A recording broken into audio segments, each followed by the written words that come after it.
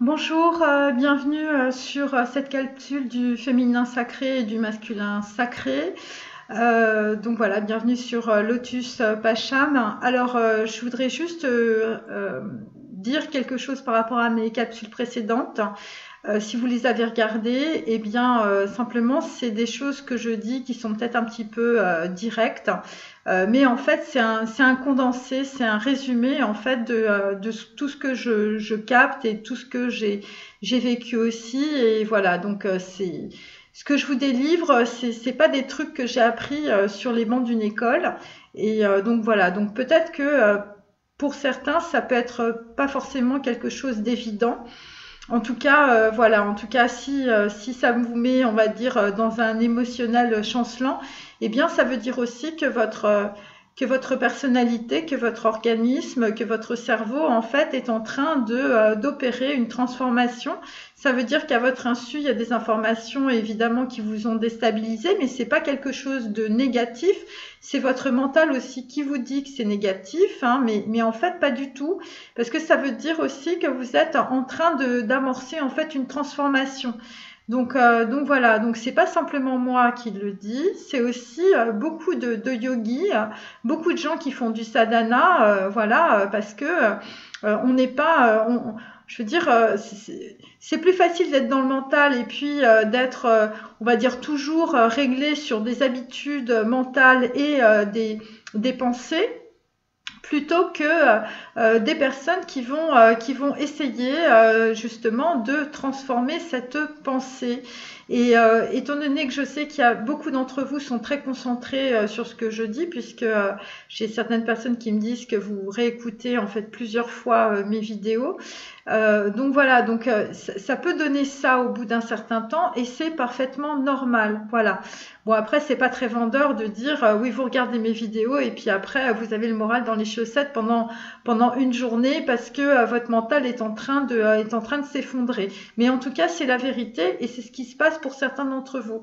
Alors en fait on m'avait posé en fait une question par rapport à la vacuité parce que les gens ils pensent que la vacuité c'est genre quand on fait rien, quand on est dépressif, on est dans la vacuité ou quand tout s'effondre autour de vous, vous êtes dans la vacuité. C'est pas exactement ça. Et je vais essayer de l'expliquer justement par rapport, en fait, en tout cas à moi ce que j'ai compris. Et donc notamment par, on va dire par la faute, par le fait d'être coupable en fait. Voilà, quand on fait un événement ou quand on fait une action, en fait, on peut se sentir coupable parce que en fait, on fait une faute. Et justement, en fait, ça peut être aussi une faute involontaire. Enfin, vous allez comprendre l'histoire de la vacuité parce que je suis obligée de passer par là, si vous voulez, pour vous expliquer ce que c'est que la vacuité. Et donc, en fait, ça peut être une faute intentionnelle ou une faute involontaire. Et donc, en tout cas, le fauteur ne saisit pas souvent en fait l'occasion d'obtenir, on va dire, le pardon par rapport à une faute parce que en fait eh bien vous allez montrer beaucoup d'indifférence ou carrément vous allez être dans le mental, vous allez dire mais moi j'ai pas à m'excuser parce que voilà c'est mon préjugé, voilà je suis tellement vaniteux, je suis tellement orgueilleux, c'est hors de question que je m'excuse même si cette faute évidemment on va dire est involontaire.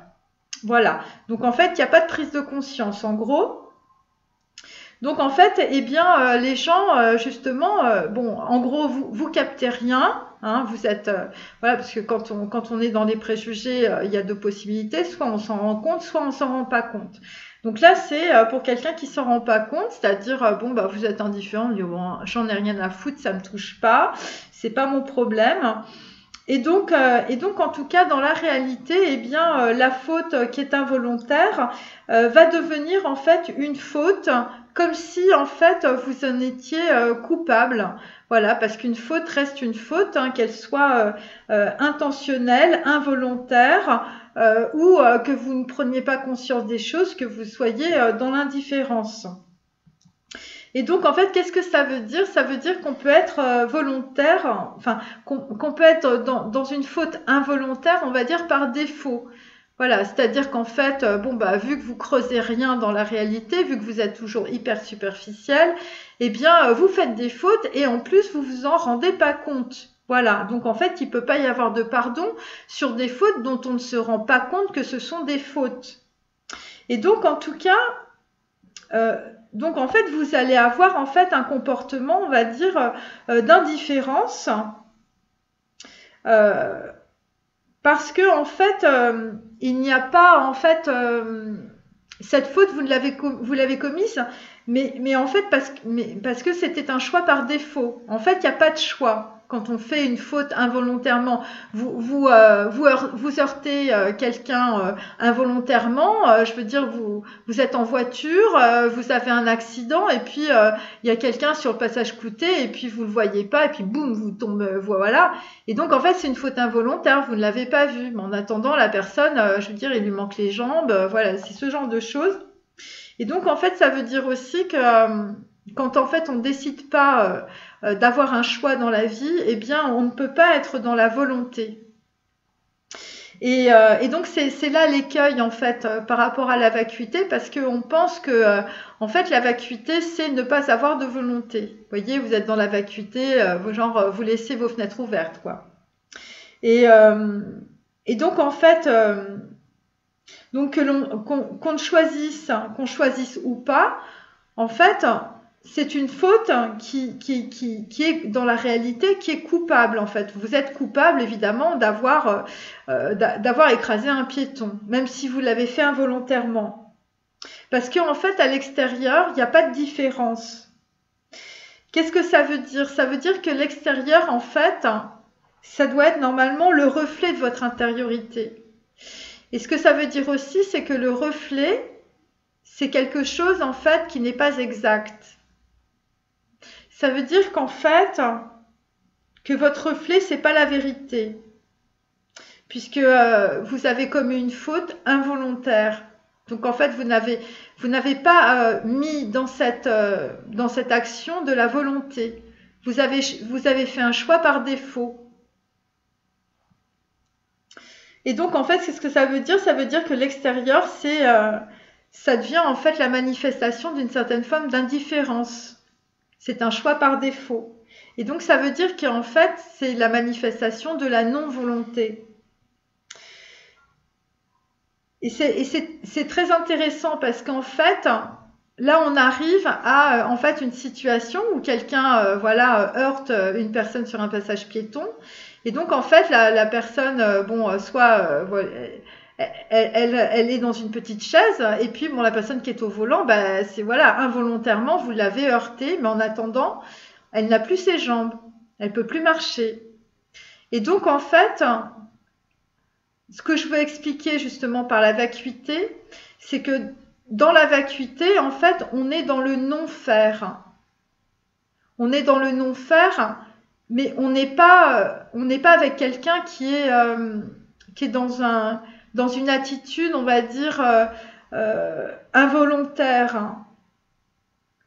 Parce qu'en fait, quand on est dans la vacuité, en fait, on est sur quelque chose qui est très conscient.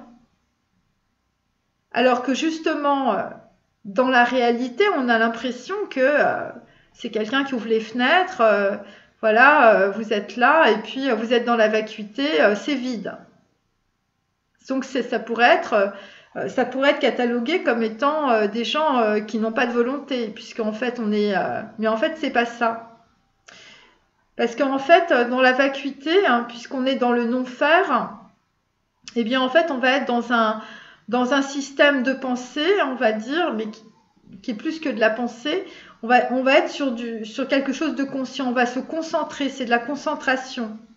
Et donc en fait, quand on choisit, quand on est justement dans cette conscience, bah, ça veut dire qu'en fait on n'est pas sur une action involontaire. On est sur du non-faire, mais c'est parfaitement volontaire.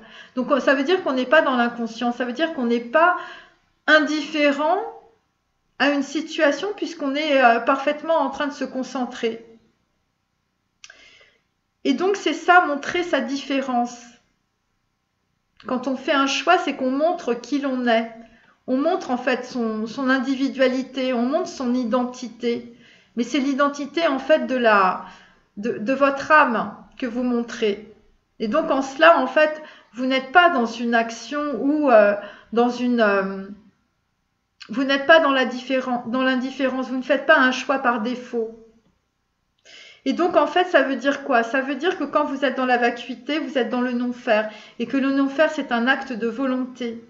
La vacuité, en fait, c'est le choix d'être dans la différence, dans la conscience, dans l'intention. Alors, évidemment, si vous regardez ce qui se passe à l'extérieur, vous êtes sur un reflet. C'est ça que je veux vous montrer.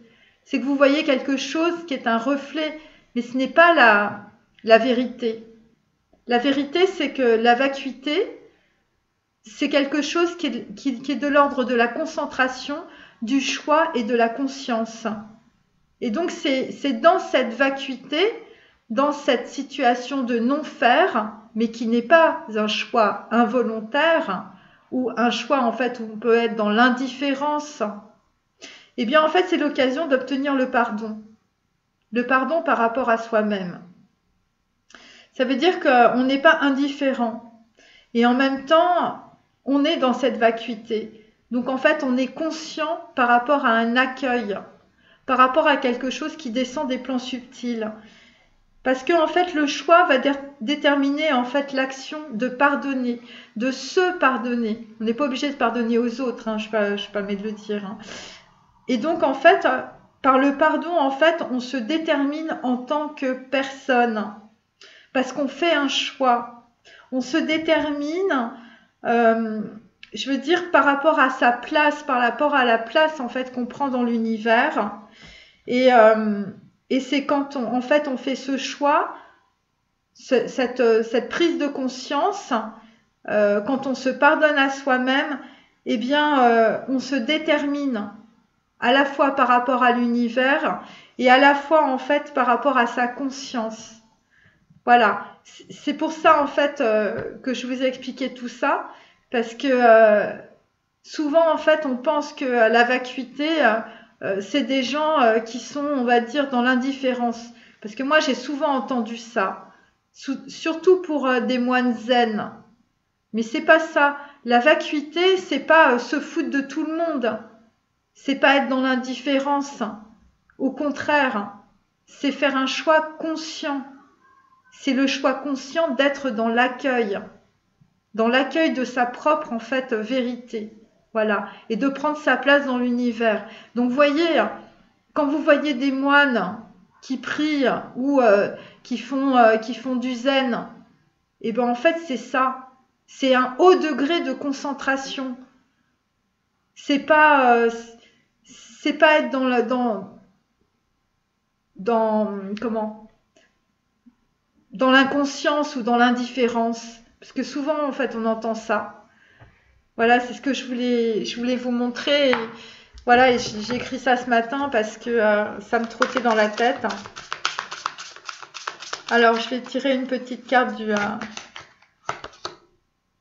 Donc là en fait on est sur du karma aujourd'hui. On est justement sur des personnes qui vont être vraiment beaucoup dans la.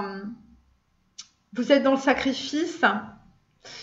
C'est 10, c'est iode, hein, c'est ce que je dis souvent, c'est le doigt pointé, c'est le tétragramme divin, et donc en fait, parce que vous êtes dans cette situation où vous êtes crucifié par ce qui se passe, en fait, ça va vous permettre justement d'être dans une certaine forme de vacuité.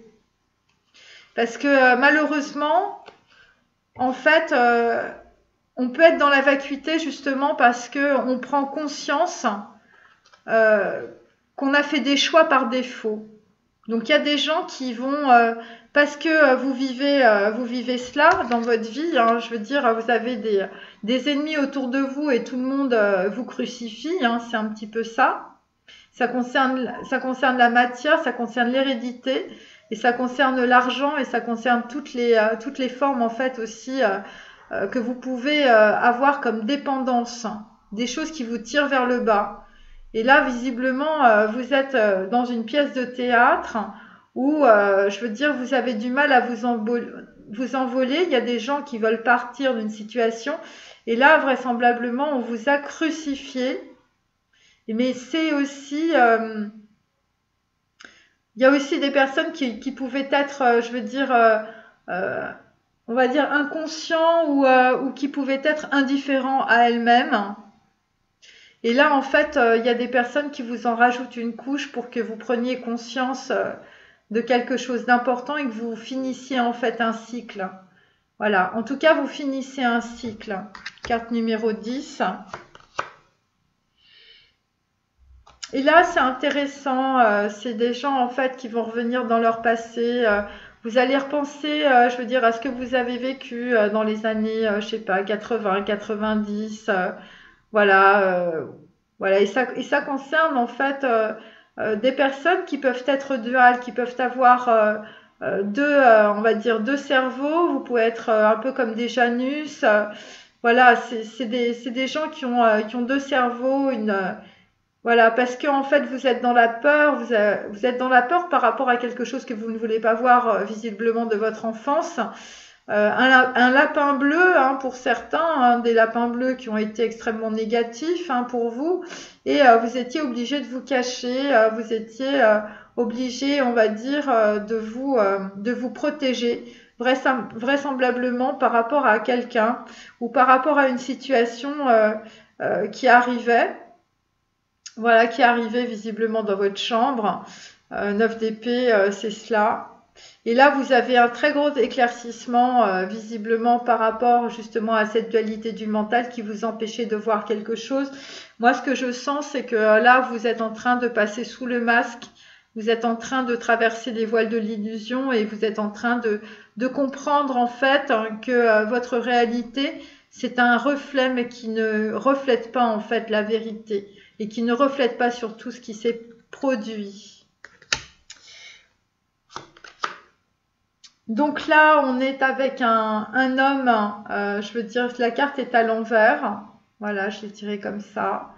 Donc là, visiblement, c'est des choses qui vous empêchent en fait d'avancer, qui vous empêchent en fait d'avoir votre personnalité, votre pouvoir.